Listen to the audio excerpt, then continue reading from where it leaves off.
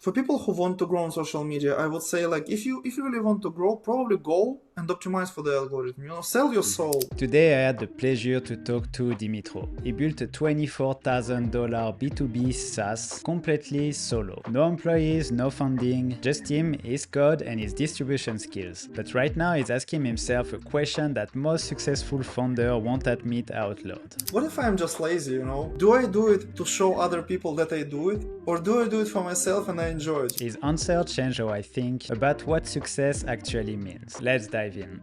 Dmytro, I'm really happy to have you. I've been following you for a while now. I've been a user of your tool actually, ScreenshotOne. You reached $23,000 MRR, right? 24 and 800, yes. Wow, that's huge, congrats. And you did all of that solo. You code, you do the marketing, you do everything. Almost, yes. I hired some contractors like later at my journey to help me with the design and front-end job. But yes, but almost, yes. Well, congrats, man. I wanted to go back from the beginning. If people don't know you, can you just come back a bit? I know you've been working for 10 years before for a company. You quit everything for the India King, so tell me more about it. Yes. First of all, thanks for having me. And I really love what you do now and how you try to gather people around you. And it's cool to have conversations with people, to talk about stuff. About me, it has been 3 years ago, maybe even 4 years ago, I quit my job and started my journey. But before that, probably for 10 plus years, I have been developing software as a software engineer, mostly building API products. I work as a tech lead in different companies, mostly product-oriented companies, and making good money. Yes, good salaries, like nothing to complain, challenging tasks. Everything was super cool, exciting, so. And one day I quit all that and decided, okay, I need to try this new path. And since then, I'm on it. I'm building my product.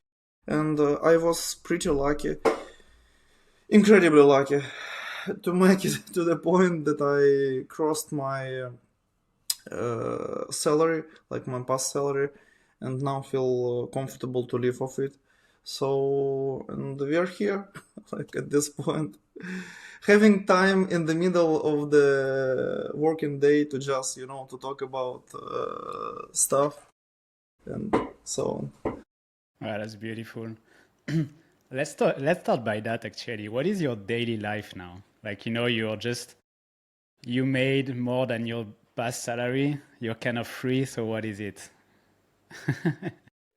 It's a good question. It depends on the seasons of life, But my current season is like I try to optimize for energy now. I want to have like maximum energy and minimum, to minimize like how my mood changes over time throughout the day.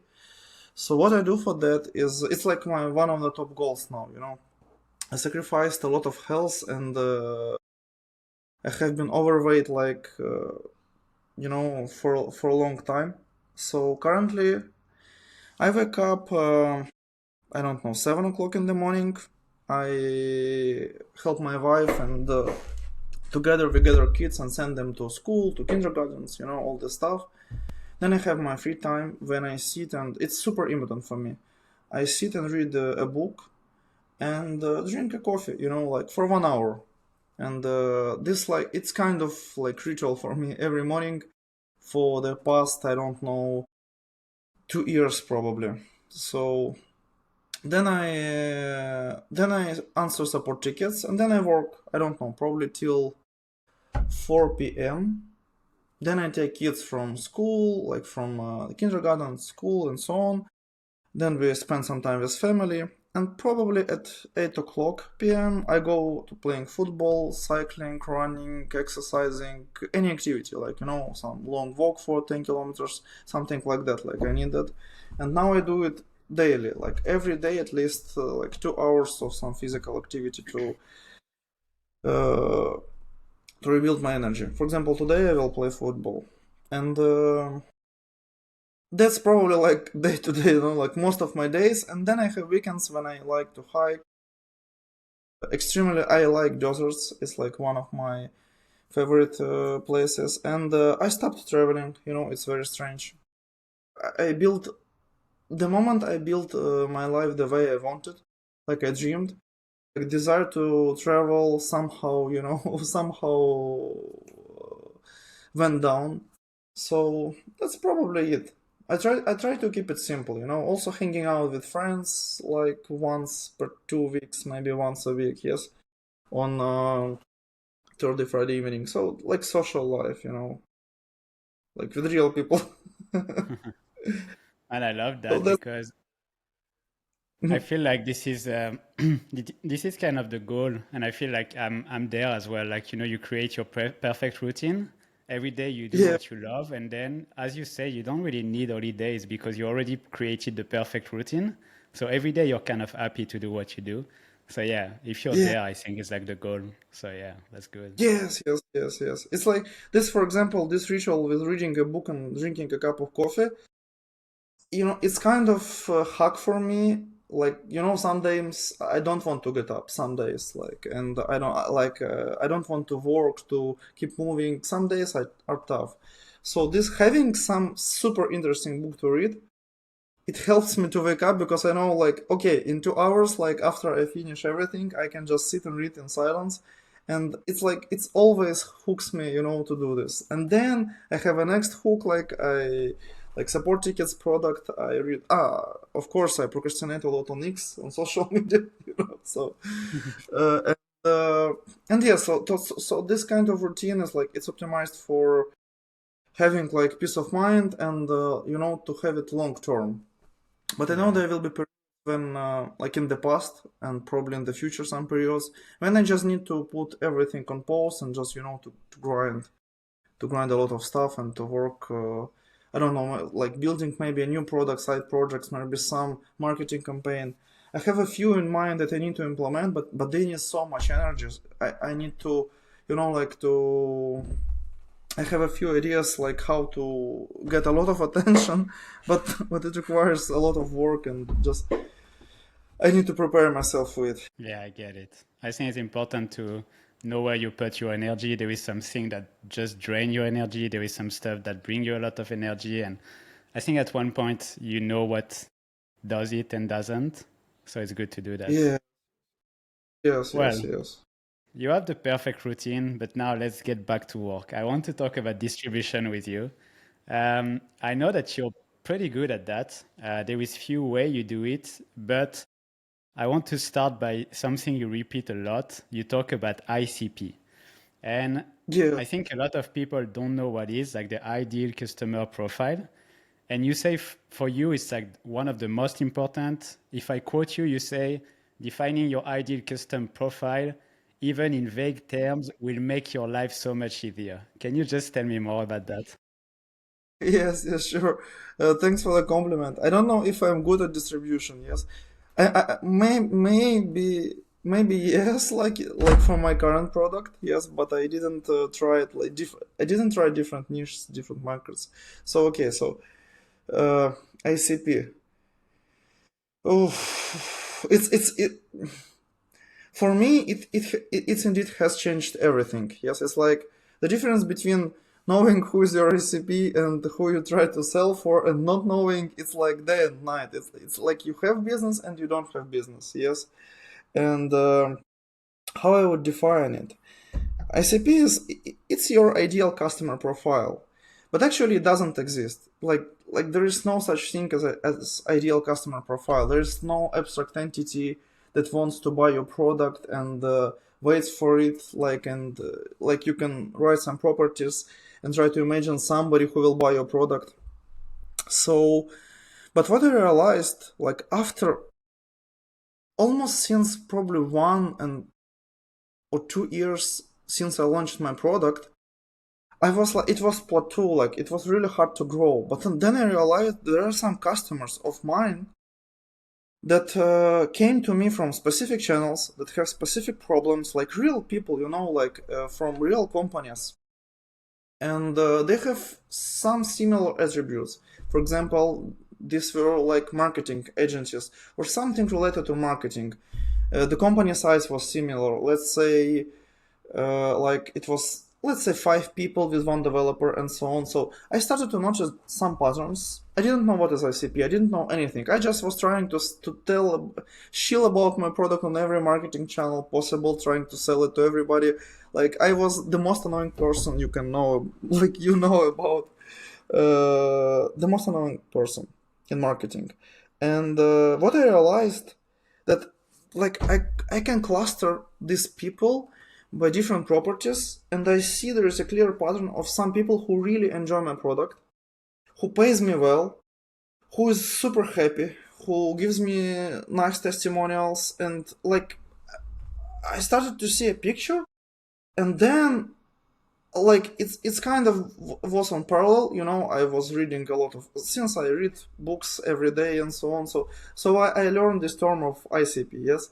And then and these two points like clicked in a sense that okay, so I can have somebody like kind of profile that can determine a set of customers, like businesses, with different parameters that I want to target for my business and to make money with and make them happy and so on and so on.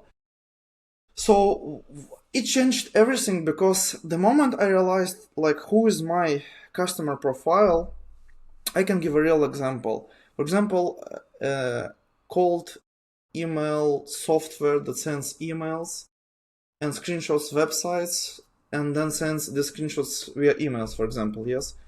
And I saw they have, let's say, a team of 5 people, and 2 of them marketers, 1 product, and 2 engineers, yes. And they're focused on their core product, building their core product. And then they see they need a screenshot API for some niche, for some need. And they came to me, and they're ready to pay to me, because they don't want to spend all this time on building this stuff inside, and it costs them only, I don't know, $70, $100 per month. And it's like huge win-win. I give them all this experience, corner cases, all this stuff. They're super happy. They pay small fee, and they still their main engineering efforts are focused on their products. Yes, so it's like a real example. And I realized, okay, so I need to target more of this, and I need to change everything. How I talk on social media, how I write my landing page, how I write my blog posts, like everything. And now when I know what is this, and how it works, if I were to create a new product, I would start only from it, because I don't understand how it's possible. You will spend so much time to figure this out that I even claim to some of my friends, you probably need to even pick a wrong, you need to bet on something. You need to pick even, maybe it's a wrong ICP, I don't know. Maybe you have some kind of profile, but you need to bet on something. You need to write something on your landing page, on your social media, whatever. Whenever your product touches reality, you need to write something that resonates with your this profile, and start working from it. And if it doesn't resonate, you change it. You change to a different profile, you again, until you find something that works. But just trying to target everybody, it's it took me a lot of time, money, a lot of energy, I invested so much time on it that now it's if I launch a new product, I will know it's for somebody specific. Okay, perfectly, it's for me, but let's say for my friends, I don't know, for my network, I don't know, for audience, something I have on social media for somebody, or let's say I see some specific niche, some specific people, I need to understand, and I want to have even real people. I can, let's say they're not my potential buyers, but I want to see real people who have this problem. Maybe they won't buy my solution, but how they how to say it, I don't want, to imagine to imagine some abstract customer, because it's really your mind, like our minds, yes, they're really tricky. You can imagine in your mind whatever. You can combine so many properties of your potential customer that really do not exist in reality. Like it's like your mind can trick you about it. But if you have a real person, let's say Florian, yes, and let's say Florian runs some website directory and he needs screenshots, yes, and then you have, okay, he works solo. His budget is around that. He doesn't want to spend time on screenshots. He wants to spend time on his directory to promote it, yes.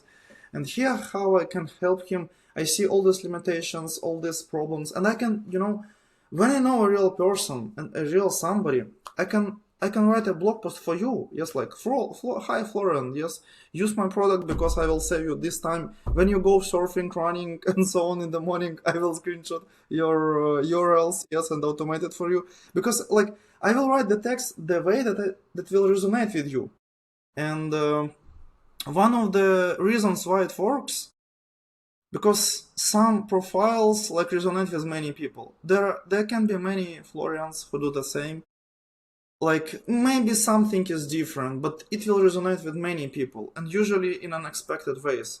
So, but if you try to write for somebody like some kind of monster that you imagine, I mean monster, like, like in an abstract way, like people combine some properties. My ideal customer profile is somebody from my, I don't know, big company, but he also travels, but he also has kids, but he also no, or she, or like whoever, yes. And then such person such a person doesn't exist at all, and you cannot build your marketing strategy. You cannot write a marketing that will resonate with such a person, yes. But when I know, for example, that my real person is a developer that works in a small company, I can post a post on Twitter about technical details and how browser works. And I know that probably some developers will read it, they will check my profile, will see what I built, and they will keep in mind, okay, I can trust this. Dmytro is a software engineer, and he has this product, and he is like an expert in this, and they can probably trust me in this, and probably they might recommend my product to their company or might not recommend my product to their company.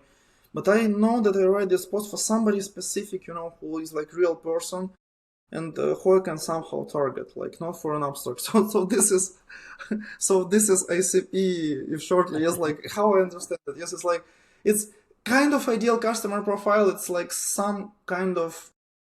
it's like she is a person who wants to buy your product. You will get the most money out of it, and she will be happy. But what I tend to suggest now to my friends who are founders and somebody who is starting, like, no, find a real person, like find find real people, even if you won't sell your product to them, just find real people, because like you need to see how they do their work now, what they do, like how they. One of the things I do now is like interviewing my customers and learning how they did the work before were using my product. And I see, like it's another topic for discussion. I learned a lot about competition, a lot of stuff. But what I see, like this, how people work, like their lifestyle, do they work in the company, if it's a company, and so on, so on. It defines a lot of things you need to how to say it, to address in your marketing, because otherwise it just won't work. Like, let's say, for example, if I sell my developer tool for somebody who has plenty of time, who loves to build stuff and so on, they probably won't buy it. So if I position my marketing for these people, it won't work. Like, so Yeah, it's like it's like the 2080 rule of the customer. Like what you said is like you basically try to target 20% of your customer that bring you 80% of the revenue, but you also want, on top of that, this customer to be really chill, like in a way that they don't complain a lot. They just buy the product, they are happy about the product, and they're basically your perfect customer. And To just continue on what we say, what is good about it is that when you know exactly who is your perfect customer, so the one who brings you the most money, you can focus on that. You can study this person. You can go on few websites like Reddit, Quora, Twitter, and try to see their pain point. Try to see like the language they use, how they act, where they go, and then you can actually create your landing page for them. You can create your social media for them, and all the Yes. posts that you do will target them. But I will say, even on top of that, you should target just one person, like you said. Like you should give a name to this person, like Florian, like you said, and you Yeah. always try to talk to one person, because if you always talk to this person, when she or he will see the post, he or she will Yeah. think, wow, this product is made for me actually. This guy is talking exactly to me. So you will just convert straight away. And you know that if you convert, this person is your perfect customer already. So you will have less support, more money, and less marketing. So yeah, I think that's really smart to start by that. And as you say, I think a lot of maybe developer indie hacker don't think a lot about this, and they miss out because they usually talk to everyone on their landing page and not one person. But it's scary. I feel like I understand, because it's scary to just cut other people to talk only to one person, but at the end it pays off. Yes, it's surprisingly for me it was huge because I didn't expect that it will anyway resonate with people who like is out of your target. For example, I have clearly stated on my landing page screenshot API for developers. Like there's and I put a piece of code, to resonate with them. I put like Cloudflare featured me on their websites. I put this also, like everything to signal it's for developers, yes. And then I anyway have a lot of people coming to me, like marketers, product managers, like no-code makers, and so on, who don't even consider themselves as developers, but they see, like it's still hard for me to explain like why it works, but probably because they see, oh, okay, this product is not for me, but it does what I need, so okay, I can go with it, Like, let's say, for example, this Swiss Army knife. Yes, like, it's not for everybody. A lot of people love katana, knives, I don't know, like some specialized stuff. But when you buy a Swiss Army knife, sometimes, you just have some task. Maybe it's not for you, but you have some specific task and you see, oh, okay, it fits me. I will use it. I have one for my bicycle, yes, and like I have specific tasks. I don't like this kind of tool, yes, but when I need something specific, it still fits me. Maybe it's not a good example. I complicated it a lot, but the idea that like I try to explain it still to myself why different customer profiles still resonate, yes. And one more thing, by the way, when you know a real person, let's say Florian, yes, and how Florian spends, sorry, like using you as an example, but I think it's like that's what should we do, like using real people who we know, and let's say Florian, and I know like Florian hangs out on X, for example, yes, okay, so like when I see a real person and I see like this person hangs out on X, I can go to X and try to sell to them, and maybe I don't even need a landing page because like my post already will be a landing page, and if I can convince them to convert like in my social media post, I probably can have much simpler landing page, yes. Or for example, let's say somebody like a good example for me recently, I was talking to my friend about landing pages of GitHub, of Stripe, of HubSpot. I don't know if you can even visualize them. Like, nobody knows what this landing page is about, but people that just go sign up to Stripe and use it, like, because like it probably doesn't matter at all, like what landing page they have.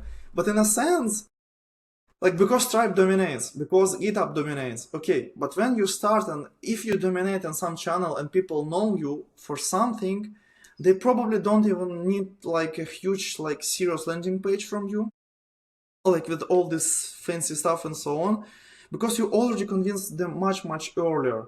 So But to do that, you need, but to do that, you need to have real people. Like you need to understand where they hang out and how you can like attract them and so on. So Yeah, that's yes, that's but it's really ICP. scary to yes, really scary to target one person.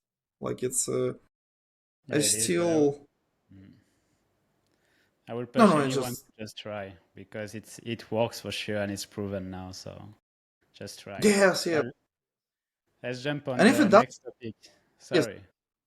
Okay. No, I want to say, and if it doesn't work, let's say you picked one person and it doesn't work. You tried everything. You worked for, I don't know, 6 months. You made a bet on it and it doesn't work. Just switch a person. Like, switch it. Like, try a new bet, until you find something that works. I think it's faster than to try to target everybody, like nobody, writing something that doesn't resonate with anybody.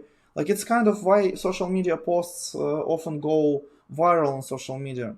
If you take extreme points of view, not averaged and balanced view, they will resonate with a lot of people. They will support them, and the negative, people, they will also answer to like to negate this point. Like, as extreme points of view, like tend to be like to resonate with people and also to anti-resonate. Yes, but let's say my style on social media is very balanced, a lot of nuances, and my posts don't go viral. Like it's like 50, 100 likes. I don't know, 10k views per post. But I'm okay with that. It depends on the people.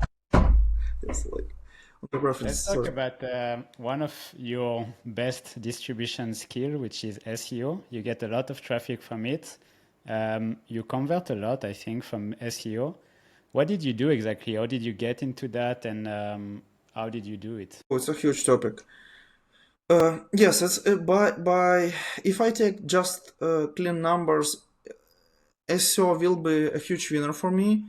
There is some nuances to it, like because people sometimes, I know it from the interviews I talk to my customers. Sometimes I see this people came from Google, but they tell me they came from X. Like so they saw me on X, then they searched me after some time, and I see it like from a conversion from Google. Yes, so it's a little bit hard to attribute. But let's say I have some posts that you cannot. It's really hard to like. They're very specific and they're converting. For example, how to make screenshots in Python. Yes, and people come from Google, specifically only from Google, find them and buy the product. Yes. So what I did, it was a lot of work. It was a lot of work, and I actually started from SEO because I didn't know anything. I didn't have any social media presence. I didn't know about marketing channels. Like the only thing I knew, like that you can search products like on Google, and that's it. I didn't understand how can I sell something, let's say on social media, why people would buy it from me and so on. And I didn't have, and like I was nobody. I'm still probably yes, but now I have some following at least and some skill like to write about products. So I started with SEO before I launched my product. I launched my product on May 2022, but I started from SEO on January 2022, like 5 months. I was already writing a lot of content related to my niche. How to do task X, how to do task Y, how to implement this stuff, that stuff, and so on. And the moment I launched, I already have had traffic from Google. Then also what I did, I had kind of marketing months and I tried everything, literally everything, like paying for Google Ads, Reddit, indie hackers, social media, and so like everything, yes. And when I tried Google Ads, I also see something that I saw from search that people came and they actually paid for the product. And it made me think that this channel, like, it's worth investing my time into it, into Google. And it felt for me like back in the times, it felt for me like I can invest in it a lot of time long term. It was before ChatGPT, before like everybody could generate anything, yes. And it felt super cool game because I loved writing, I loved posting, like, and I loved researching keywords and so on.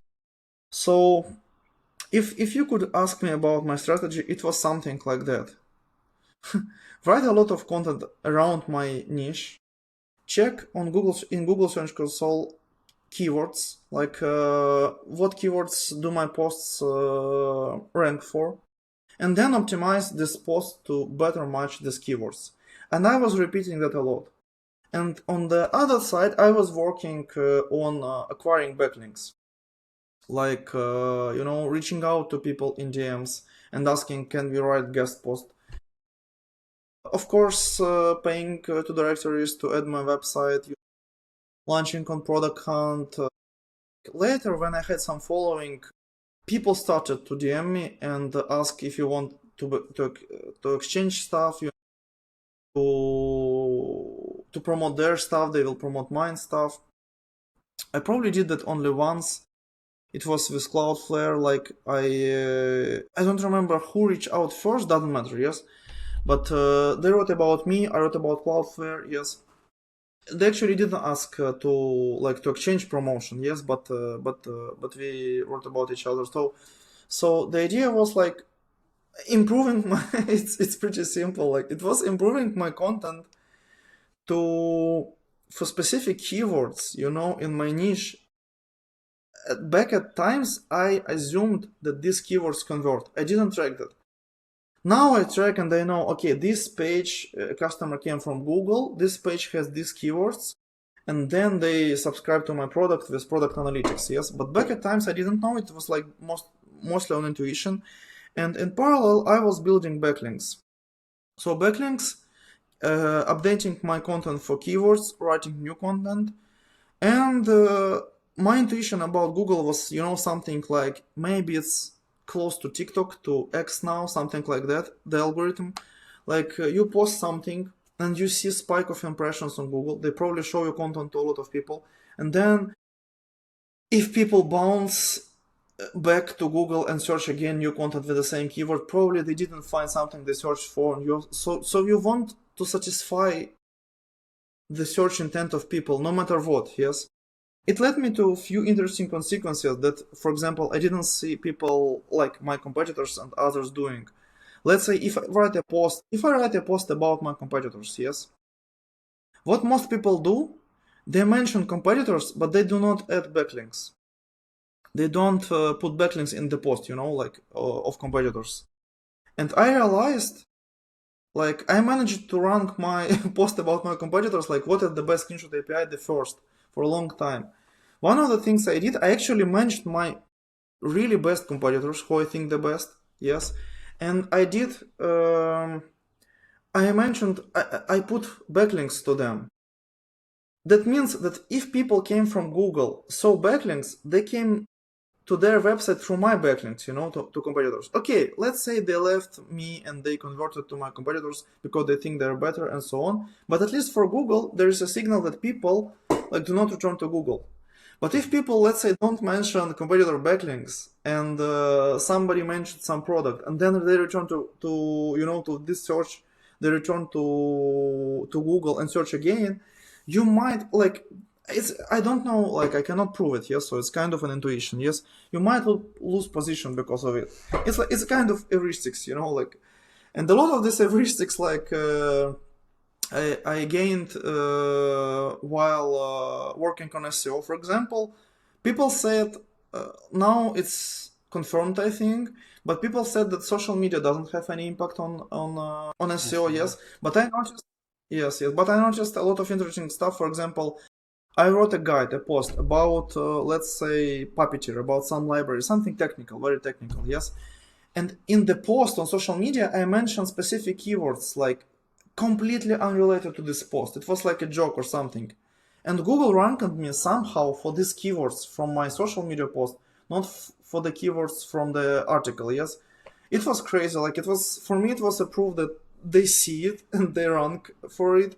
But also, people repost your stuff, people like your stuff, people visit it, people can put a backlink if they see it's a good resource and so on. So I see social media helps promoting your SEO, yes, but you need to find a nice way to put it somehow. So on SEO, now it's probably different game, yes, because of AI and all this stuff, yes, but when I started, it was just writing content around my niche, see what works, improve for keywords, update the content, until I get to the first position and get backlinks to this content. That's it. It's, it's like it was Yeah. pretty. I mean, you basically summed up what is SEO. It's like exactly that. You find keywords. Like usually for me, I would go on Href. I will find like keywords around my niche. When I get the Yeah, keyword, I will write an article around that keyword, and then you do backlinks to push yeah. this article. And that's what you did. And thanks to that, you're number one on Screenshot API, for example, which probably brings you some money. SEO is one of the best ways to get constant leads and sales on your website. People are searching for a solution on Google, and if you rank number one, you make a sale on autopilot. To rank on Google, you need quality content and backlinks. In 2025, publishing content with AI became pretty easy, but the real struggle is getting quality backlinks on your website. It's time consuming and you never really know if a backlink will give you a boost or not. That's why I decided to use Linkuma. I bought more than 260 backlink from them, and it gave me the boost I needed to sell my website for 6 figures. You can either pick your own backlinks for as cheap as $5, or you can book a call with one of their experts who will audit your entire website and actually give you a complete strategy to rank on the keyword you want to target. That's what I did. You choose your monthly budget and they take care of everything. You get backlinks every single month on autopilot, and you watch your ranking climbs without lifting your finger. I know it's really cheap, but trust me, it's 100% quality. I used it myself, and the guy who backed up Linkuma is one of the biggest SEO in France. So if you want to get your backlinks on autopilot, you can use the link in the description and you will get 30 free credit for your first campaign. Now back to the episode. What is the share of revenue, like let's say between SEO and other traffic stream? For my intuition, it would be something like maybe 60% for SEO, and everything else. There's a lot of different channels, like social media. But because I misattributed, it might be even 50%. You know, maybe there is some. Let's say I had a YouTube video and I had a podcast episode. Like it's a real example. A lot of people after it searched for ScreenshotOne, and I saw them like from Google, but I know it was a spike. It's like it's exactly because of the YouTube video of the podcast, you know. It's like it's exactly because of this. So there is no, for me it was like there's completely no other explanation. It's like, and I would probably attribute this revenue to Google, but it's probably because of YouTube podcast. So intuitively it's like 50-60%, yes. What do you But use it's for like tracking, for analytics? for tracking I use post-hoc. You use? Post-hoc. Post. Okay. It's like, Yeah, that's interesting because back in the day I was using Iros, and Iros was pretty expensive, but to be honest, it was really good to track, like really track from the beginning, because you can add like something in your URL and it could track everything. So you can track like for months where the customer come from. If he comes from X from the beginning, like X was the first stuff, like YouTube was the first click, and then you see the whole path from this person.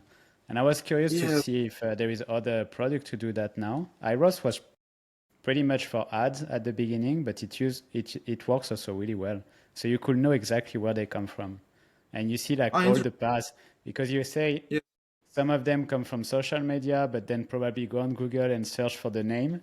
So yeah, you could see with it. It's because yes, because like, you know, there's in post hoc I see it like per channels. I see they came from Twitter, from YouTube, and so on.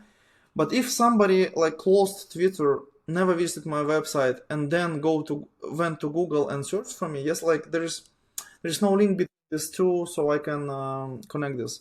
Like that's why I often, when somebody posts on Twitter, for example, that like they have their only channel SEO, but they have a huge following and post a lot about their product, I'm not sure I can trust this exactly because of this reason, because it's really hard to attribute from X to this transition when people saw your product and then they search for it. Yes, so it's like, or in some video, you know, or like more complex domains like billboards, let's say, for example. You see Versal on billboards, and then you type for it, and a customer came from Google, yeah, but it's actually from billboards, so like kind of same comparison. But I want to say one thing. But for specific pages, you know for sure, because there is no way you can get to it from Google. Let's say, like if you search ScreenshotOne, it's a branded keyword, and you will get to the landing page. Yes. So if a conversion has been done from the landing page, like you cannot attribute, yes. But if somebody like came to your deep inside some specific page from Google, they probably search for some keyword, and it's not related to your. Actually, you just gave how I can analyze it. Okay. Let's say you do 50-60% with SEO. You said the rest is like social media and other thing. What is it actually? There's a lot of things. For example, there are no-code platforms like Zapier, Make, N8N, and similar. You know, now it's more technical tools like MCP, and so what I have is customers. I have official integration for Zapier, for example. And when customers search for something like how to make screenshots in Google Drive and automate it, they probably find Zapier, and then they use my product through Zapier. They need to put API, subscribe to my product, put an API key to Zapier, yes? So these are also kind of channels, markets where my product fits in, yes? Then I have, for example, like a different kind of channel, it's GitHub, yes? So you post something technical, you build some open source tool, something, and people see when they search for some tool, they find GitHub at the top, and then they see, let's say, sponsored by ScreenshotOne, or it's like actually built by ScreenshotOne. And then you can also sponsor different repositories. And then what else? I try to sponsor directories, many different directories. I saw really good traffic from some of them, but I didn't see conversions, so I stopped doing that. What else? I have some traffic from YouTube actually, because people post, like it's already like my fourth year in this journey, and people post about my product, you know, like tutorials, like how to use it with some stuff, and it made me think I need to also join YouTube and do this. Do you have an affiliate program? Do you have an affiliate program? Yes, yes, also an affiliate program. But it's not huge. I don't know, maybe like I can check it. I think it's 1K or 2K MRR completely out of all the MRR, which is good, yes. But it's like I don't promote it actively, but people sign up, use it, and I saw a few guys who try to promote it, yes. So it's actually a different topic. We didn't discuss it on the podcast, yes. But I have really small niche, it's very niched product, you know. And one of the problems that no matter how much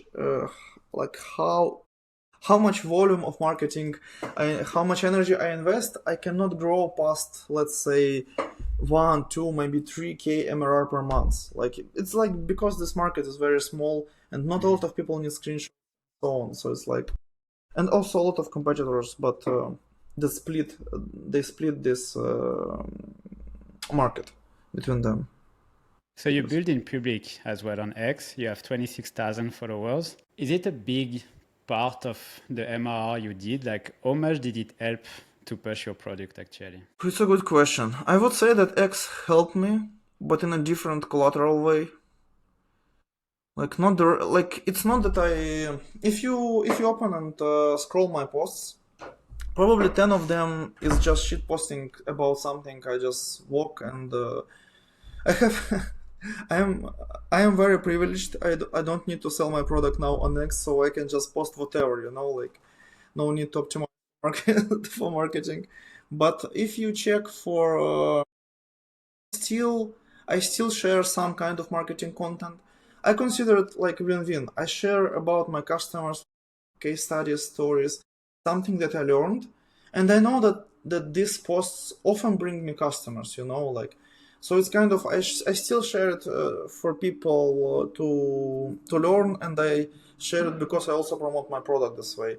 But they don't go viral. Let's say I get 30 likes on a post, but 2,000 views. Sometimes it gives me one customer. You know, somebody says, "Oh, okay, I read this post from you on X and I came from it." it has been for me from LinkedIn, for example. I shared actually my MRR and my like all my numbers, and somebody like a good customer, they came to me and they also brought one more customer. They saw me on social media. So laterally, for example, when I launched on Product Hunt, I got to the top positions. I don't remember, like top 4, probably top 2. For some products, it was top 2. For some, top 4. It it would be impossible without my X following. It would be impossible. Also, a lot of opportunities. Let's say backlink exchange. Yes, you can DM people, ask them, and they trust you because they know you have skin in the game. My account is not anonymous. I have my real name. People know my location if you Google like my position on everything and so on. So it's like kind of I build it in a way that I don't hide anything from you. So it helps also to communicate with people because it's not anonymous guy. It's somebody real who asks for something. So sometimes if I see somebody, let's say, have a technical block or something related to my niche, I can ask them to exchange for a backlink if they want. If they don't, and some opportunities, people seeing my journey and sharing on social media. I would say it's a huge factor. It helped me, but I paid huge price for it. I would say, like for this social media presence. Let's say What is the price? retrospectively, what the price I will tell now. But if I go retrospectively, if I knew, like you probably see the pattern. If I knew my ICP from the beginning, I would shorten my time. If I knew that what brings me money and I had product analytics and that SEO works, I would only focus on SEO from the beginning. So I wouldn't need social media at all, yes. But but I did it. I actually like writing and so on. So the toll and the price I paid is that my mental health kind of like deformed on the social media, like in a way that I spend a lot of time thinking what I want to write about. Some thoughts, and especially when some thoughts come to me, I think, oh, I should post it, I should write it that way or this way. I think how to respond and so on. It's like I don't like it because it takes a lot of mental space from my head, and I think for me personally, probably one of the solutions is just to delete it. But it's really like I have so many friends now. Sometimes, for example, when I travel somewhere, I just DM somebody or write, I am in Bangkok. I am in Singapore. Like, let's meet. Let's talk, and you can talk with so many people from different domains, niches. You know, it's really like I cannot imagine doing that without Twitter. Like, how could I find like people? Yes, and. So what I do now, I try to reduce it, like at least I try to post once a day, but then I still reply to people. Maybe I need to reply less and to scroll less. It's like it's a battle for me now, one of the battles, But Yeah, it's it's like mental, like social media took my mental space and rewired me in a way that I think that some things are important, but they are not. Like in the morning, if I open Twitter and I see something about, I don't know, um, some outrageous post about something, it can create agenda for my day. Like what I will think about my whole day, and it's a huge mistake. I think I need to get rid of this shit. I will say. Yeah, it's a weird love story, Twitter or even any social Yes. media, I think, because it brings you a lot of things. But as you say, sometimes you can get trapped in it and you just spend your entire time like sometimes I go to do a post and then I scroll for a long time and it's not like doom Yeah. scrolling. I there is a Yeah. lot of cool content, but then it brings your mind to the wrong direction because there is this kid who just did a B2C app and you're like, fuck, that's actually nice. And then there's this other guy who did a B2B, and then this other guy just created a YouTube channel and then he posted one video a day and now he's doing 50K MRR. And then it just like give you so many paths and so many ideas that it's like unhealthy. It's really unhealthy at some Yes. point. So yeah, it's I, hard. I just a few days I posted something like maybe I'm just a loser, because like like people just build, like it feels like people just build stuff, promote stuff, and make a lot of money, But I try to, to just like build my one product, be super focused. I try not to shill about my product into every post, like, and like maybe I do it wrong, like seeing all that stuff. But then like I thought about it. It's like it's because I see a lot of this like promotional posts and so on, like a lot of strategies how people sell on Twitter. I also see them. You probably see them, like if you take account and try to understand why they post something, then you see a pattern and you see, okay, and then they lead to this. So they try to inspire and to promote specific type of content, then to lead to their landing page to sell this product, and like it's a strategy, it's a flywheel, like, and you think why I don't do it, like maybe I should do something like that, and maybe I'm a loser or something like that. So it's like, yes, and then I go, instead of working on my product and growing 2k more MRR, I just walk half a day and think if I'm a loser, it's like Yeah, it takes a it's lot just of mental space for sure. yes, yes. So it's a toll, I think. People who and and it changed a lot, like it was a different Twitter when I joined. Now it's a different algorithm, and it almost like it changed so often that I decided like I will not optimize for it. Like I don't want to write extreme takes and so on. It's kind of you need to, for people who want to grow on social media, I would say like if you really want to grow, probably go and optimize for the algorithm. Sell your soul. For I don't know, for 1 year, and then switch to authentic content and start from vulnerability post. Like I sold my soul to the algorithm. Now I will be true, authentic, and so on. Something like that. Like. And because if you already are here and you do it for a business and you do it to get attention, don't lie to yourself. Don't try to be authentic, writing some content. Do it for business. Yes, do it. No problem. Like, Yeah. no, really. Like I don't think there is anything better in it. So yes. Sell your It's like soul. Well, I have a last question for you. You said something. You say I don't quit because I'm curious how far I can go. How far do you think you want to go? it's a cool question.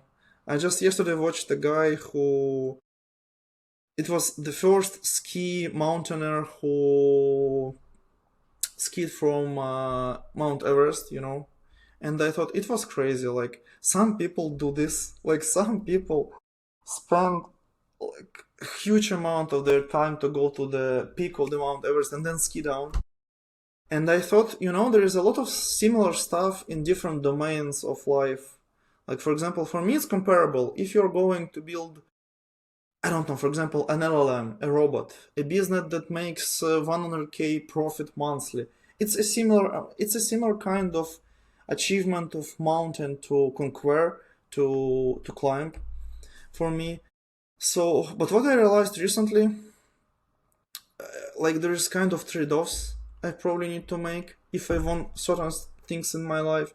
For example, if I want to meet my friends weekly, if I want today I plan to cycle with my kids, today I plan to play football, and I read a book in the morning, and I have a podcast with you. How can I build a unicorn, for example? How can I, like it's a trade-off.